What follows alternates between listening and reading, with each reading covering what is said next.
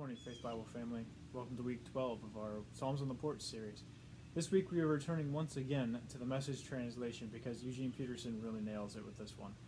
I won't belabor the point, so let's get right into it. We're in Psalm 11 this morning. Let's read it together. I've already run for dear life straight to the arms of God. So why would I run away now when you say, "Run to the mountains, the evil bows are bent, the wicked arrows aimed to shoot under cover of darkness, and every heart open to God. The bottom's dropped out of the country, good people don't have a chance." But God hasn't moved to the mountains. His holy address hasn't changed. He's in charge, as always, his eyes taking everything in, his eyelids unblinking, examining Adam's flesh and blood, inside out, not missing a thing. He tests the good and the bad alike. If anyone cheats, God's outraged. Fail the test and you're out in a hail of firestones, drinking from a canteen filled with hot desert wind. God's business is putting things right.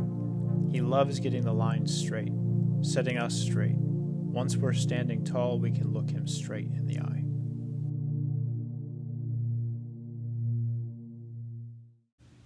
The psalm we're reading this week goes really well with the psalm that we read last week.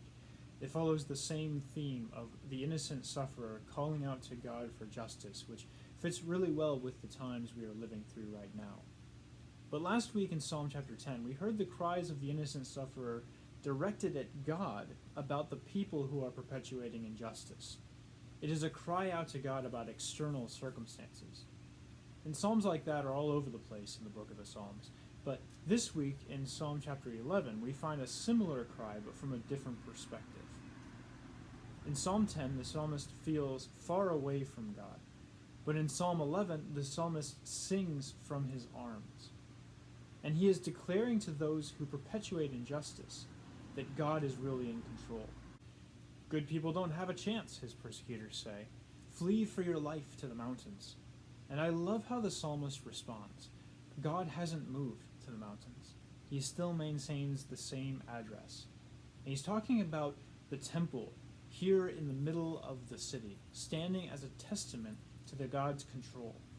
In other words, his answer to the proclamation of injustice in the world is, of course there is injustice in the world, but God is also in control, and he will set it right. And I love also how the message ends this one. God's business is putting things right. He loves getting the lines straight, setting us straight, and once we're standing tall, we can look him straight in the eye. It's the image of God correcting the injustice in the world around us, beginning within us. If we are in his arms, like the psalmist in this chapter, then God will always begin correcting the world with us.